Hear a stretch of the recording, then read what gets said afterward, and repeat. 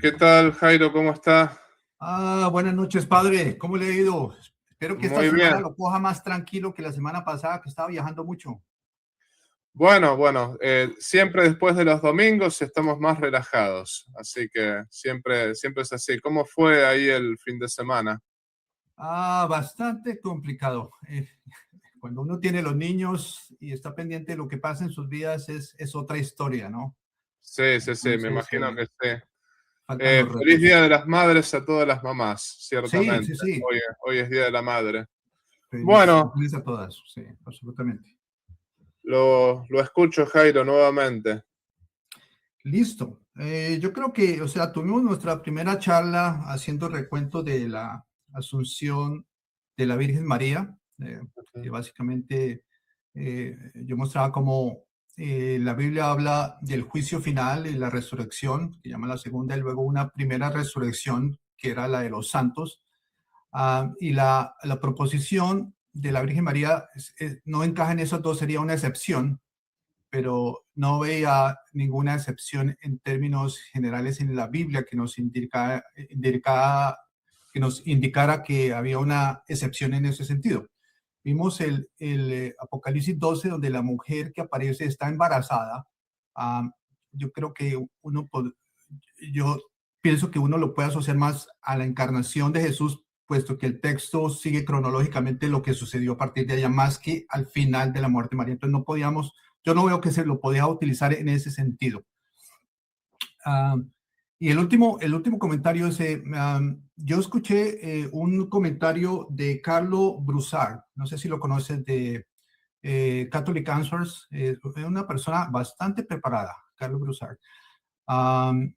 Y hizo un comentario que hace relación a la parte de la tradición con relación a este tema.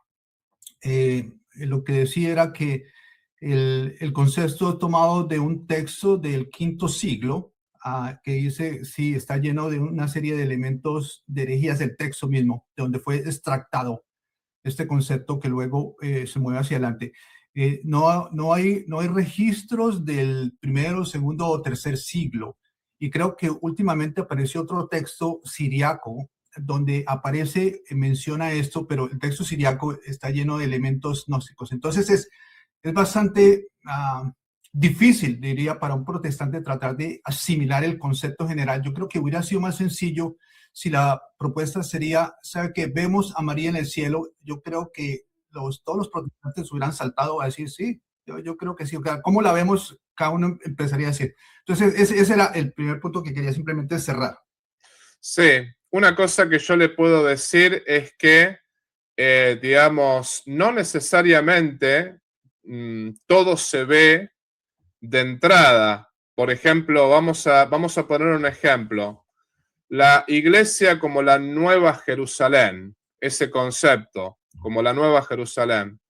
Vamos a poner un ejemplo. El rey David subió, digamos, al trono después de 1000 años que Abraham fue llamado de Ur de los Caldeos y pasaron 1000 años, ¿no? Recién ahí se cumplió esa promesa. Bueno, ¿cómo, por ejemplo, los judíos iban a poder saber que justamente que la iglesia era la nueva Jerusalén, donde en Cristo no había ni judío ni griego, ni esclavo ni libre? Era imposible, tenían que pasar los siglos, por decirlo así, ¿no? Entonces, lo que queremos decir acá es que hayan pasado un par de siglos. Primero, no estoy tan seguro que no haya nada en los primeros siglos. Yo le voy a aclarar una cosa. Yo no soy mariólogo, no estoy especializado en la mariología. Entonces, ese es un tema que no lo he estudiado a fondo. Pero sí lo que me acuerdo es que, por ejemplo, ya San Epifanio, al menos esto lo cita el mismo San Francisco de Sales en The Catholic Controversy, San Epifanio hablaba de la Asunción, y estamos hablando del siglo IV, ya ese punto, ¿no? Y lo mismo, por ejemplo, si vamos al caso, el hecho de que en el año 450, el concilio de Éfeso fue en el 431, donde se justamente el pueblo contra Nestorio dice que la Virgen es madre de Dios, ya en los años 250 apareció un estudio donde justamente los cristianos veneraban a María como la madre de Dios. Entonces, si María es madre de Dios, es lógico que María está en el cielo. Eso, digamos, no podemos dudarlo. Justamente si es madre de Jesucristo, que es Dios, es lógico que María está en el cielo. Ahora, la Asunción, lo único que está diciendo es que María está en los cielos con su cuerpo y con su alma. Y eso, bueno, Apocalipsis 12, lo habíamos leído la vez pasada, dice, y apareció en el cielo un gran signo. El signo apareció en el cielo, una mujer revestida de sol, ¿no?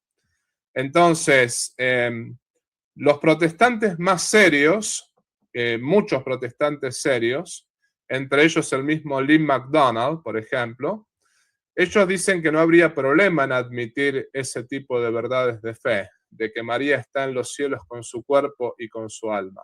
No habría problema con eso. Entonces, ¿qué es lo que le quiero decir con todo esto? Tenemos el texto bíblico de Apocalipsis 12. Tenemos el concilio de Éfeso, que justamente se menciona a María como Madre de Dios, apuntando a devociones del año 250, ya a partir de esa época, ¿no? Y tenemos también lo de San Epifanio. Y por otra parte, tenemos una reflexión teológica, que así como puede pasar 1000 años para hacer una reflexión teológica, bueno, una reflexión teológica diciendo no es contradictorio con la Escritura, ¿no? No sé, esto con respecto a María asunta al cielo, pero le aclaro, yo no soy mariólogo, o sea, yo no soy una persona dedicada al estudio de la Sagrada, más bien dicho, al estudio de la Santísima Virgen María. Si bien tengo tengo una gran devoción por la Madre de Dios, pero no soy mariólogo, no me dedico a esa parte de la teología, ¿no? A esa Así que especialidad.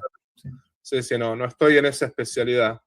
Pero, como le digo, tampoco encuentro contradicción con la Escritura. Sí, sí, yo creo que hay dos conceptos diferentes. O sea, uno es decir, los conceptos existen en la Biblia y los descubrimos más tarde, como la Trinidad. Entonces, los conceptos existían. Nos tomó un tiempo cogerlos, pero existían ahí básicamente los elementos para construirlo. Yo creo que la parte allá es un poco diferente, porque es que el concepto de que había adoración a María es diferente, o sea, es diferente María a la asunción de María como fenómeno en esos términos. Entonces, es eso lo que trataba de diferenciar. Pero Sí, bueno, saltemos al otro tema que habíamos dejado, Padre Tomás. ¿Qué le sí. parece? No hay ningún problema, no hay ningún problema. El otro tema que habíamos dejado, creo, en el tema de... Creo que lo último que habíamos hablado es el hecho de... Usted me había dicho que el concilio de Jerusalén no era infalible. Sí, Creo que ahí dejamos, ¿verdad? qué memoria, Padre, qué Sí, memoria, sí. qué, qué Bueno, tomo para la memoria. Cuénteme. cuando hablo 2 o 3 veces con alguien, creo que me acuerdo dónde podemos dejar, ¿no? Creo que dejamos ahí. Usted me Sí. había dicho que el concilio de Jerusalén no era infalible. Y bueno, yo le contesté que eso contradice la Escritura. O sea, según mi punto de vista, porque justamente la Escritura, en los Hechos de los Apóstoles, el mismo Santiago dice, hemos decidido el Espíritu Santo y nosotros que no se debe circuncidar a los que vienen del paganismo, etcétera, etcétera. Ahora, yo le pregunto, cuando usted dice que no es infalible, ¿qué puede explicarse? ¿Puede darme a Sí, entender? Uh-huh. sí, de acuerdo. Yo creo que primero nos podría comentar, Padre, cuando usted dice esa parte, dice que el Espíritu Santo y nosotros, ¿a qué verso hace referencia en Hechos 15, Padre? Para seguirlo. Vamos a ponerlo en pantalla, denme un Buena idea, segundito. buena Sí, sí, idea. lo vamos a poner en pantalla.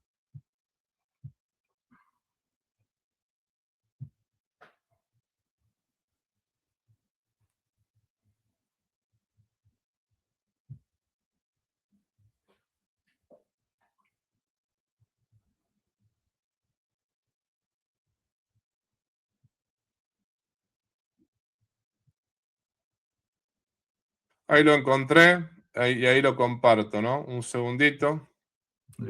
Entonces es, acá está cuando habla...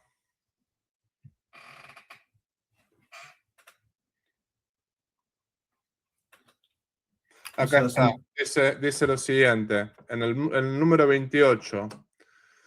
15:28. El Espíritu Santo y nosotros mismos hemos decidido no imponerles ninguna carga más que las indispensables, a saber, que se abstengan de la carne inmolada a los ídolos, de la sangre, de la carne de los animales muertos sin desangrar y de las uniones ilegales. Todo esto tiene obviamente el contexto de que justamente están discutiendo el tema de la circuncisión. Y primero el que habla es el mismo Pedro. El mismo Pedro es el que habla al inicio. Y creo que Pedro habla a partir del número 7 y dice: hermanos, ustedes saben que Dios desde los primeros días me eligió entre todos ustedes para anunciar a los paganos la palabra de Dios a fin de que ellos abracen la fe. Y Dios, que conoce los corazones, dio testimonio a favor de ellos, enviándoles el Espíritu Santo, lo mismo que a nosotros. Él no hizo ninguna distinción entre ellos y nosotros y los purificó por medio de la fe. ¿Por qué ustedes ahora tientan a Dios, pretendiendo imponer a los discípulos un yugo que ni nuestros padres ni nosotros pudimos soportar? Por el contrario, queremos que tanto ellos como nosotros somos salvados por la gracia del Señor Jesús. En fin, acá se está yendo contra la circuncisión, concretamente, porque toda la discusión es si había que circuncidar a los paganos que se hacían cristianos. Pablo y Bernabé decían que no, y había... Y la ley de Moisés, ¿no, padre? O sea, es la ley, circuncisión y ley de Moisés. Circuncisión y ley de Moisés. Y después está, por ejemplo, el versículo 28, donde ahí dice claramente: el Espíritu Santo y nosotros hemos decidido no imponerles ninguna carga más que las indispensables. No se les impuso la circuncisión. Exactamente, ni la ley. Sí, entonces a lo que voy es, de las tres cosas que les impusieron ahí, la segunda dice, pidiéndoles que se abstengan de lo que está contaminado por los ídolos. ¿Sí? La segunda. Sí.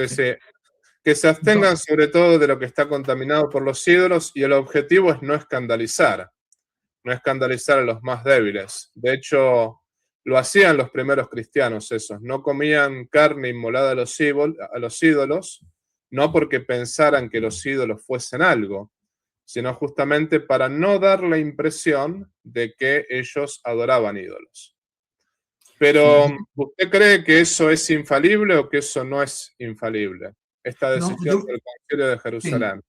No, o sea, yo creo que en el contexto que fue presentado en este momento es falible precisamente porque la condición particular era, o sea, lo que comentó, que tiene que ver con lo mismo que dijo Jesús cuando dice que lo que mancha al hombre no es lo que entra por la boca, sino lo que sale de ella.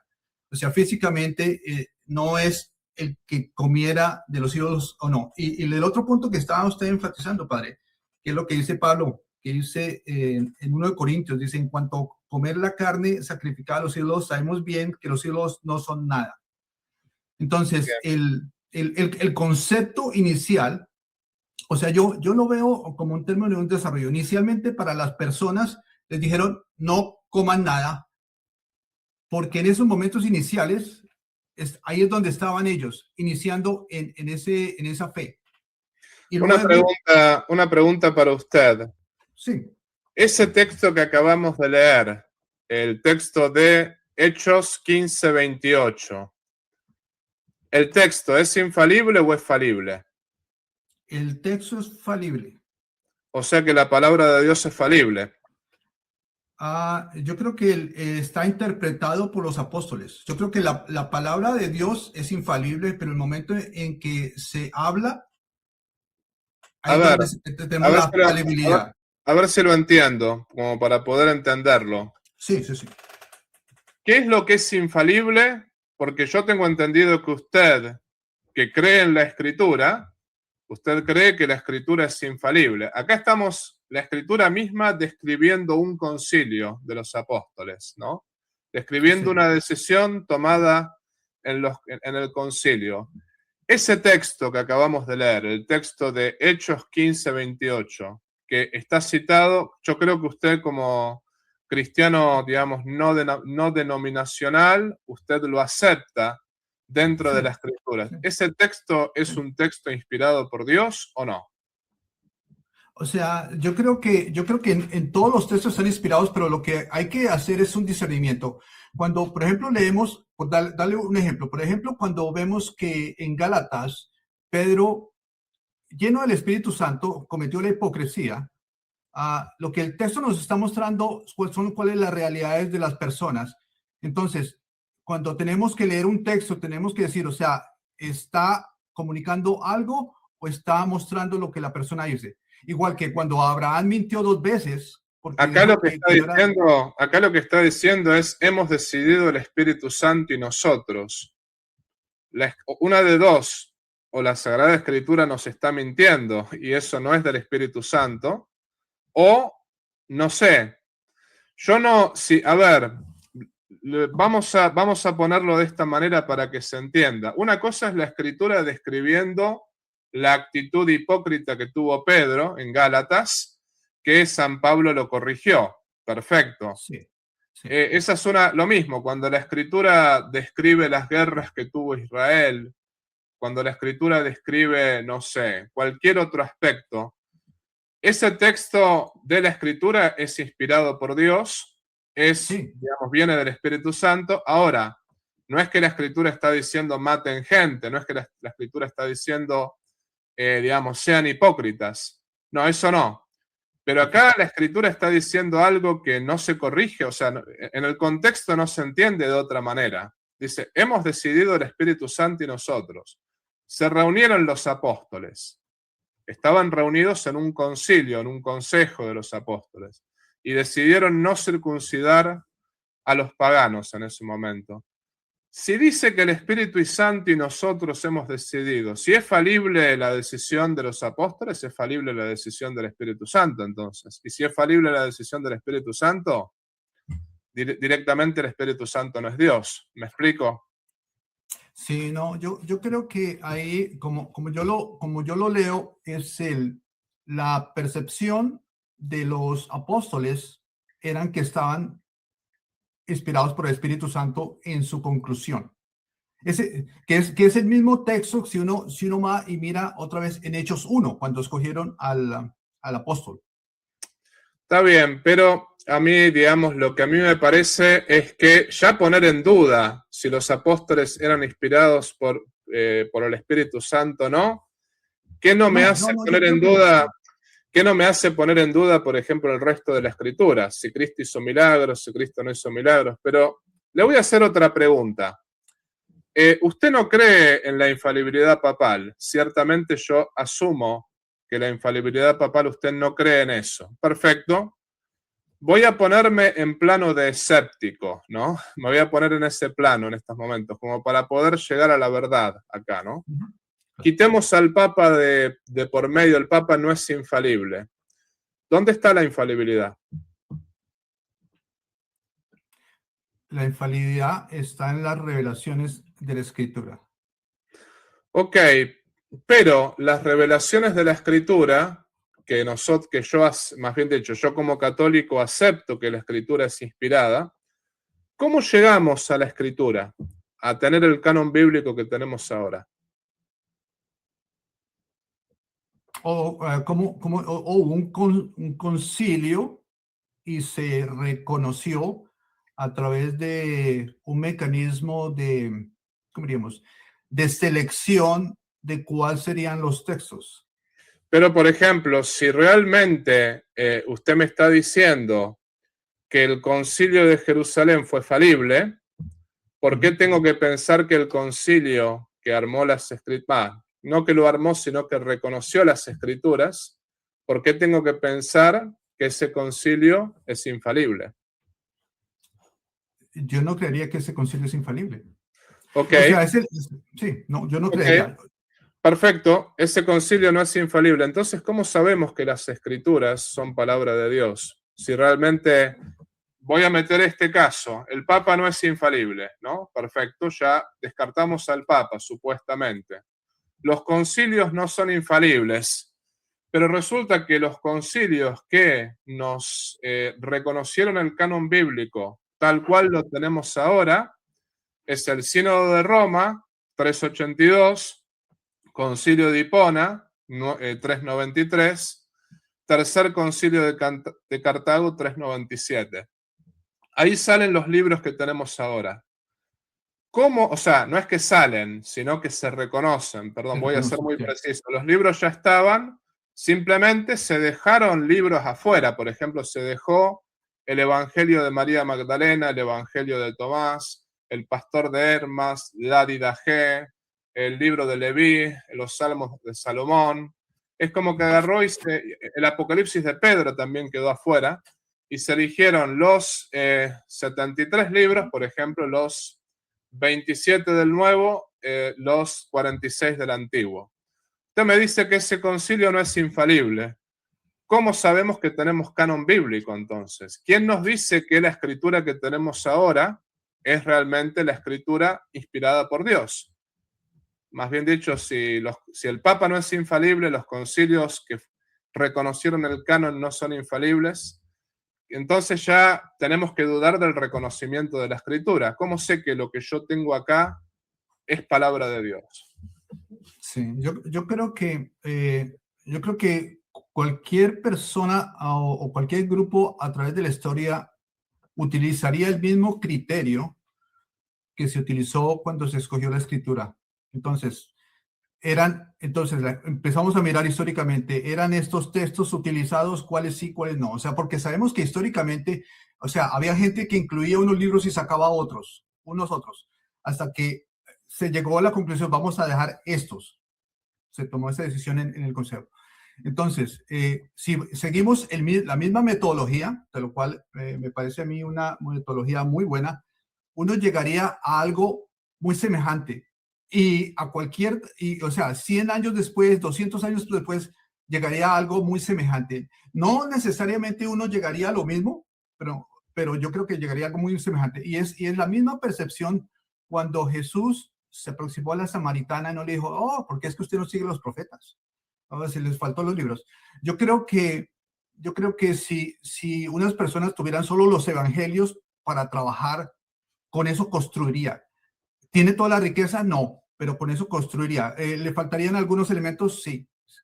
Entonces, yo creo que lo que veo, de hecho, la característica más importante de ese consejo donde se escogió la escritura es cuando se aplicó el concepto, sí, me recuerdo, oxolatría, que era la consistencia en los textos. O sea, todos los textos tienen que ser consistentes con uno mismo. Sí, entonces, pero bueno, en el momento...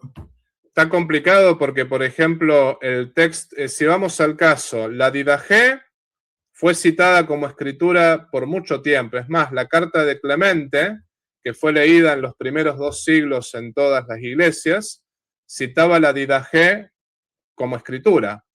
Y después, por ejemplo, Orígenes en su comentario a San Juan decía, Pedro escribió una carta, capaz que una segunda, pero está en duda. Eusebio de Cesarea, en su libro de justamente Historia Eclesiástica, pone el Apocalipsis de San Juan en duda, si es inspirado o no. San Atanasio, que fue el primero que presentó un canon bíblico, por ejemplo, excluye el libro de Esther. El fragmento muratoriano, que es el más antiguo del siglo II, excluye Hebreos, excluye Santiago, excluye las primeras 2 cartas de Pedro, excluye, por ejemplo, también la tercera carta de Juan. Y si vamos al caso, también el Codex Sinaiticus, que es uno de los más antiguos, agrega la Epístola a Bernabé y el Pastor de Hermas. Entonces, ¿qué le quiero decir con todo esto? Que durante los primeros 4 siglos dudaban cuáles eran los textos de la Escritura, los textos inspirados. No fue hasta el Sínodo de Roma, Concilio de Cartago y Concilio de Hipona. Ahora, mi problema es con todo lo que usted está diciendo, que realmente si no sabemos, si esos concilios son falibles, hay que pensar que no tenemos la Escritura, o hay que pensar que realmente podemos cerrar en los textos que estamos realmente, que estamos venerando como si fuesen inspirados. Podría ser escritura el Pastor de Hermas, el Apocalipsis de Pedro y no el Apocalipsis de San Juan. ¿Me explico? Ahora, mi pregunta hacia usted es, que me parece importante esta pregunta, y es una pregunta que se la hago con toda sinceridad.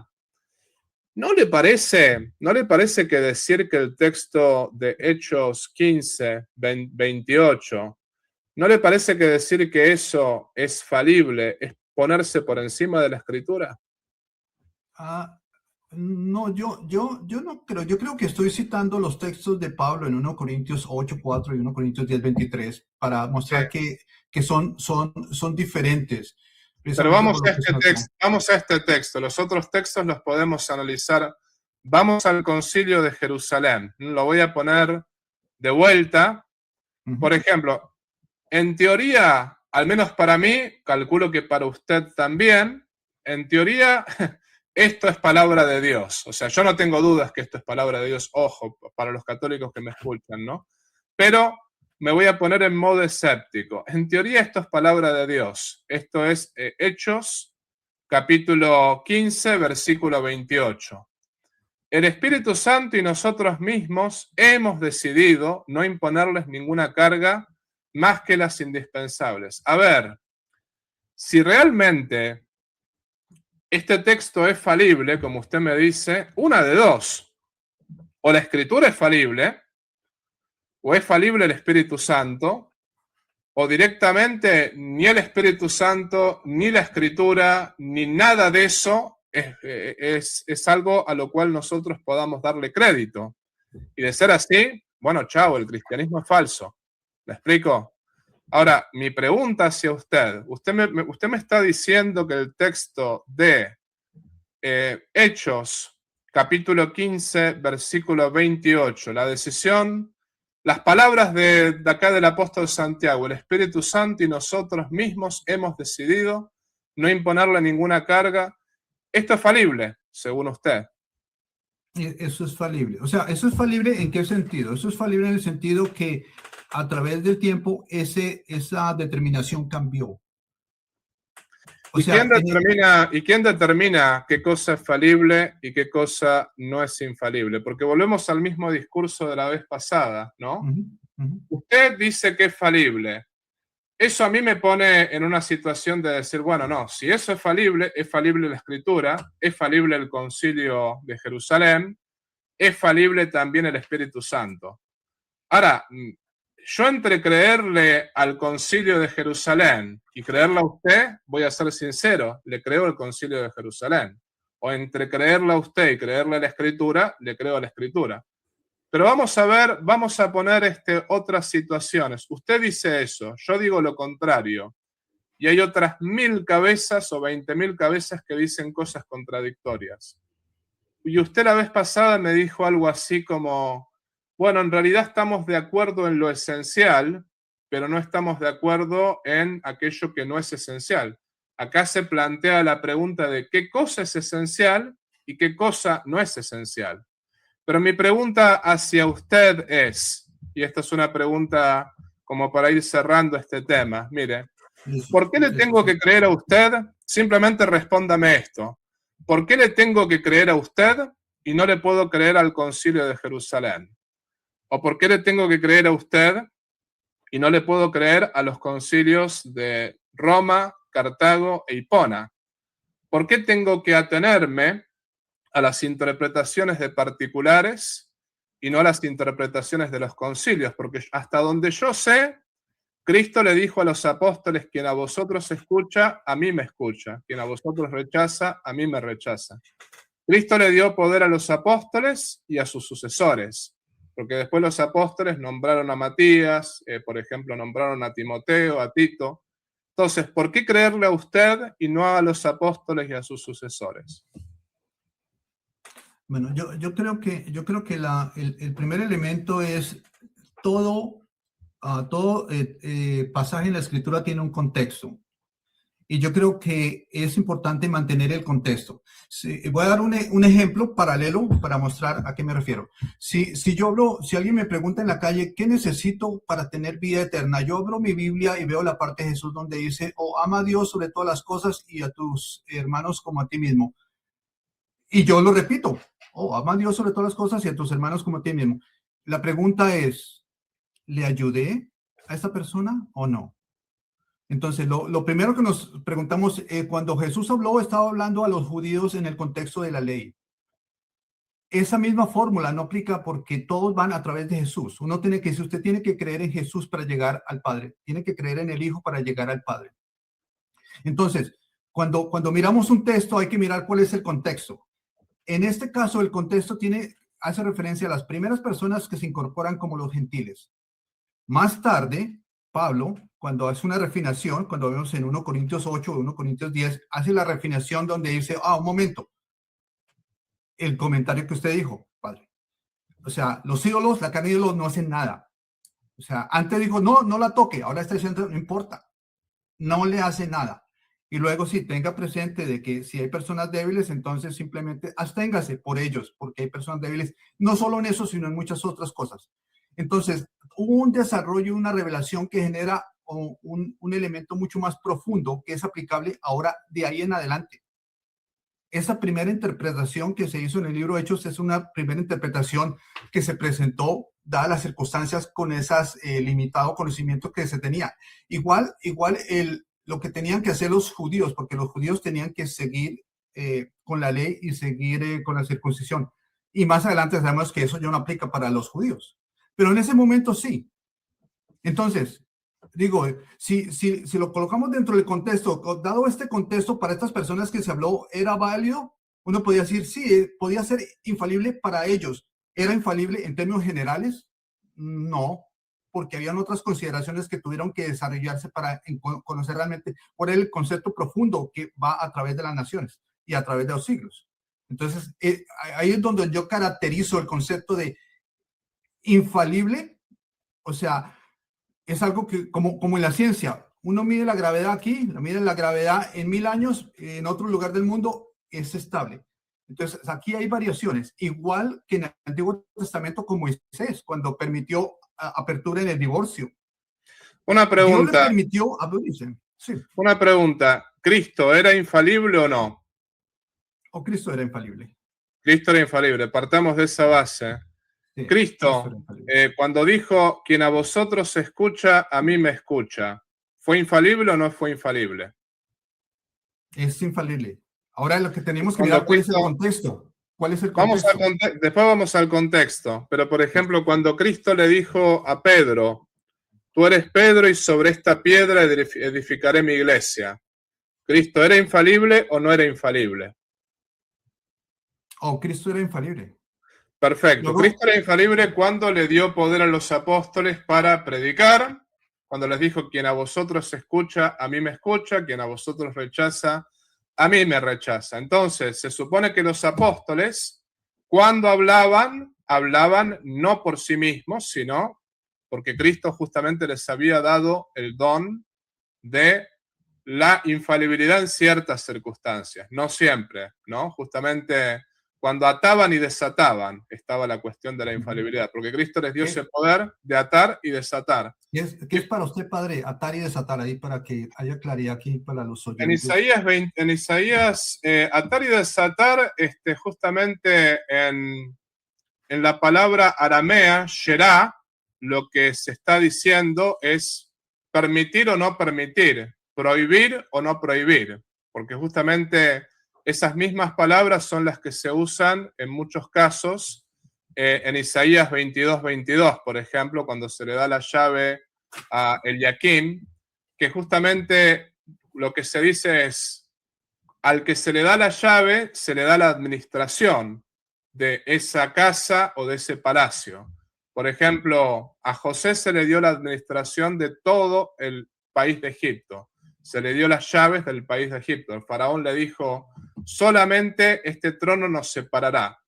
Pero mi pregunta va más, es como para resolver todo este caos que estamos armando, porque lo que le quiero decir es, es un caos en este sentido. Usted me habla del contexto, ¿no? Y la verdad que si hablamos del contexto, justamente estamos hablando de algo falible, no estamos hablando de algo infalible. Yo la vez pasada le dije que para poder interpretar la escritura, tenemos que conocer el griego y el hebreo. Obviamente, yo dije es una falacia decir que no se puede leer la escritura sin saber griego y hebreo, pero a lo que voy es, si leo una interpretación, estoy creyéndole a la interpretación. Pero si sé griego y hebreo, también tengo que conocer el contexto cultural e histórico. Y yo creo que los exégetas se contradicen permanentemente en el contexto cultural e histórico. Y si hablamos del contexto cultural e histórico, también tenemos que hablar de los géneros literarios. El género, por ejemplo, metafórico, el género literal, el género alegórico. Y si hablamos de todo eso, tenemos que aplicar el método hermenéutico. Pero acá, por ejemplo, estamos tanto usted y yo de acuerdo que justamente Cristo es aquel que tiene la infalibilidad, y Cristo, cuando le dijo a los apóstoles, quien a vosotros escucha, a mí me escucha, quien a vosotros rechaza, a mí me rechaza. Cuando Cristo les dijo que les enviará el Espíritu Santo, y el Espíritu Santo les enseñará todo. ¿Cristo era infalible cuando dijo eso o no era infalible?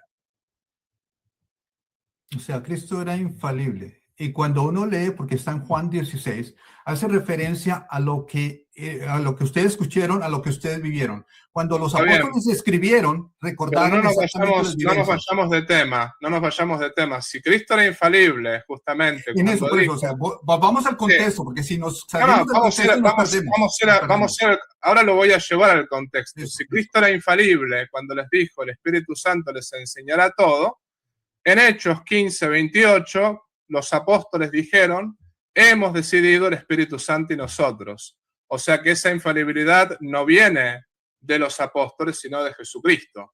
Ahí está el contexto. Hay que unir las palabras de Cristo con eso que está pasando allí. Si creemos que Cristo le dio el Espíritu Santo a los apóstoles y Cristo mismo les dijo que justamente Él le dio el Espíritu Santo a los apóstoles, y si creemos que justamente los apóstoles tenían el Espíritu Santo tal cual se los dio Jesucristo, ahí cuando dijeron, hemos decidido el Espíritu Santo y nosotros, no hay una decisión falible, hay una decisión infalible. Pero ya que usted insiste con el contexto, que usted habla todo el tiempo del contexto, ¿no? Bueno, a ver, hablemos del contexto. Un pastor que es pro-LGBT actualmente, le va a decir a usted que justamente el contexto histórico, cultural en el cual vivían los apóstoles no permitían las bodas gays. En cambio, hoy hay otro contexto. ¿Cómo sabemos que el pastor está equivocado? O sea, yo creo que hay conceptos que son definitivos en términos de cuál es la profundidad. O sea, cuando estamos hablando del concepto dentro de la misma Biblia, este texto que leemos de Hechos 15 muestra una dirección que fue refinada dentro de la misma Biblia. Cuando escuchamos a una persona hablar así y vamos a los textos, nos damos cuenta que los textos los cambian. Hay un giro, hay un cambio en el texto. O sea, en la mayoría de esos casos, ¿verdad? Uno le pone atención, el texto es cambiado. Entonces, cuando el texto es cambiado, o sea, ya no tiene ningún sentido, porque yo puedo generar mi propia historia. ¿Quién determina que está cambiado el texto? El pastor le puede citar, por ejemplo, que el hijo de Saúl, ¿no? El famoso Jonathan, amaba a David. Y justamente le puede meter el perro con las lenguas griegas, justamente diciendo que utilizó la palabra eros en vez de agapei o en vez de filei, porque los pastores manipuladores son manipuladores muchas veces, ¿no?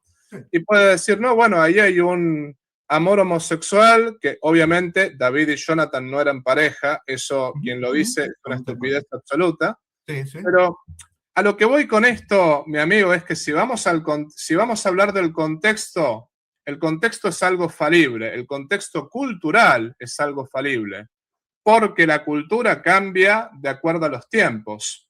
Por ejemplo, si vamos al caso, en tiempos antiguos la pena de muerte era aceptada por todas las culturas. Hoy la gente tiene otra sensibilidad. El tiempo cultural cambia. Ahora, lo que no cambia es justamente la palabra de Jesucristo, la palabra de Dios. Eso no cambia.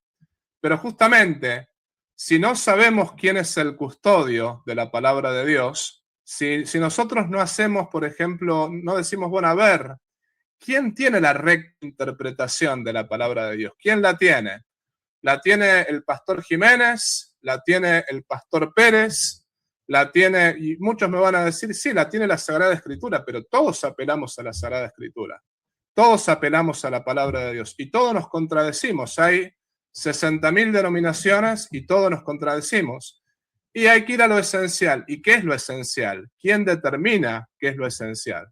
Como le digo yo recién le hice un análisis. Cristo les prometió el Espíritu Santo y justamente los apóstoles dijeron, hemos decidido el Espíritu Santo y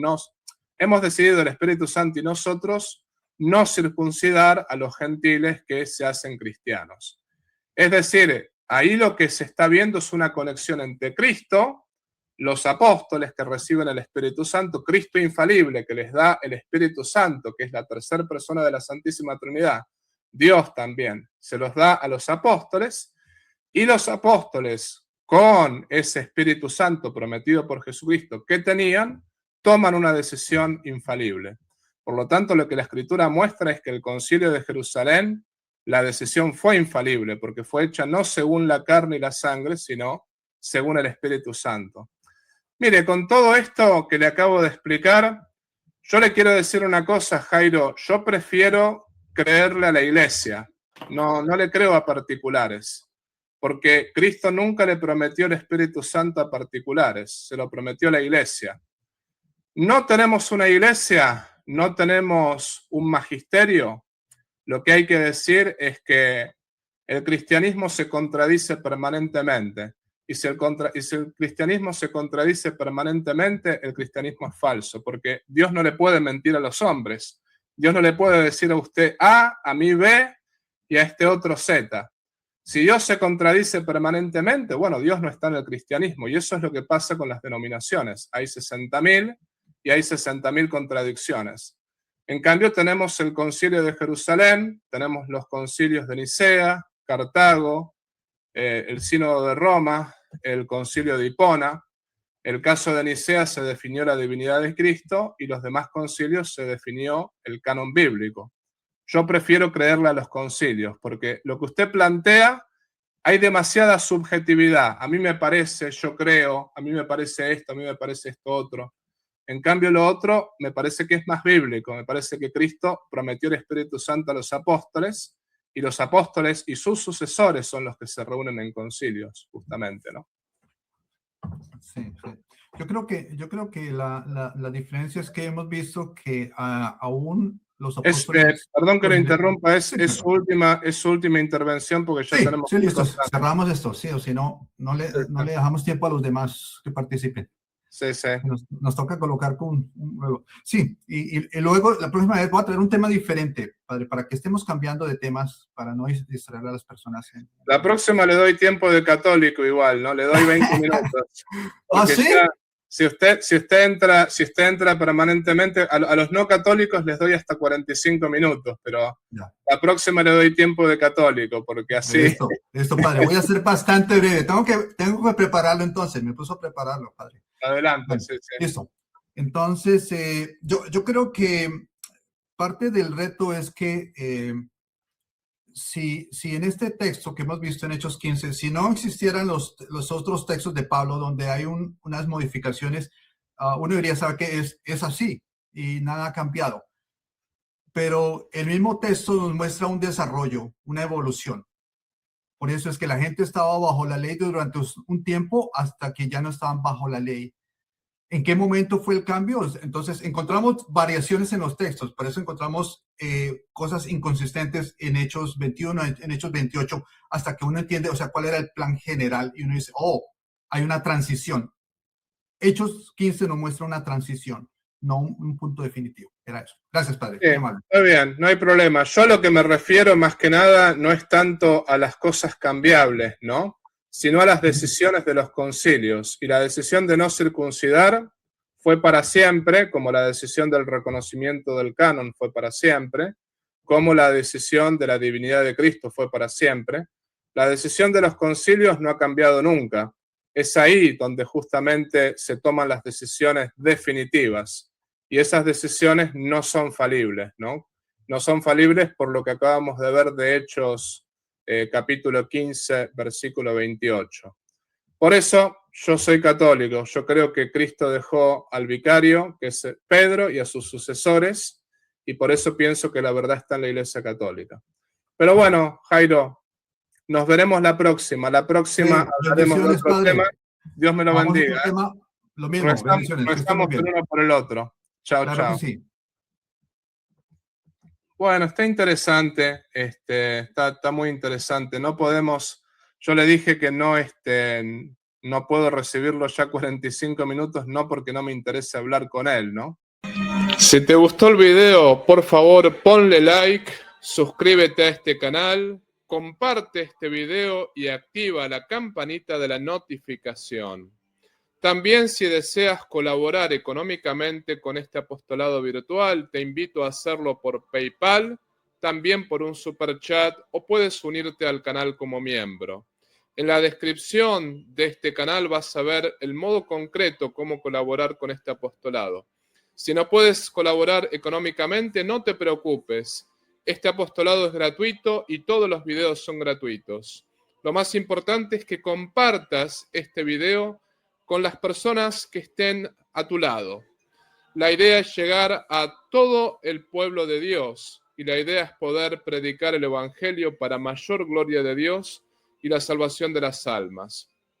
Por otra parte, te quiero avisar que todo el dinero que se recaude con este apostolado virtual va a ser enviado para familias necesitadas y para mejorar esta misión en el sexto continente. Desde ya te agradezco por todo lo que puedas hacer por cada uno de nosotros. Y te pido también que reces por mí y yo rezo por ti. Viva Cristo Rey, viva la Virgen y viva el Patriarca San José.